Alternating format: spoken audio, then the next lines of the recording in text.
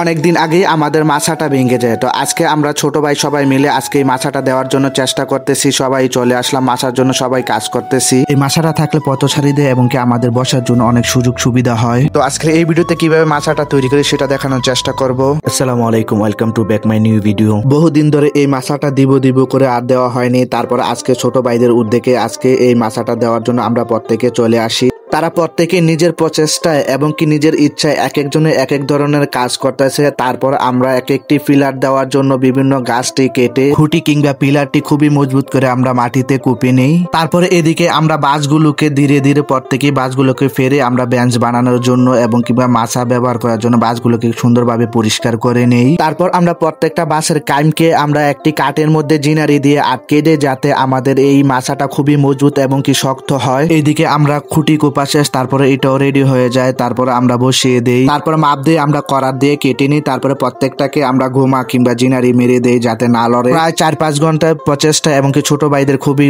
অক্লান্ত পরিশ্রম দিয়ে আমাদের মাছাটা সম্পূর্ণ হয়ে যায়। তারপর আমরা পানি দিয়ে সুন্দরভাবে পরিষ্কার করে নিই যাতে আমরা বসলেও ময়লা না ভরে। এই মাছাটি আলহামদুলিল্লাহ আমরা খুবই সুন্দরভাবে তৈরি করে নিই। এখানে পথচারী এবং কি আমরা বন্ধু বান্ধবরা বিকালে যেতে আড্ডা দিতে পারি, সেই জন্য এই মাছাটি আমরা তৈরি করে নিই প্রকৃতির বাতাসের সাথে। আমাদের ফ্রি সময়টা এখানে বসে খুবই আড্ডা দিতে পারি, সেই জন্য আমরা এই মাছাটা তৈরি করে নিই। বিকালে সুন্দর একটা মুহূর্ত আমরা আড্ডা দিয়ে প্রত্যেকে এই জায়গাতে আমাদের ফ্রি সময়টা কাটিয়ে দিতে পারি। তো আজকে এই পর্যন্ত ভিডিও ছিল, দেখা হচ্ছে পরবর্তী একটি ভিডিওতে। সে পর্যন্ত ভালো থাকবেন, সুস্থ থাকবেন। আসসালামু আলাইকুম ওয়া রাহমাতুল্লাহি ওয়া বারাকাতুহু।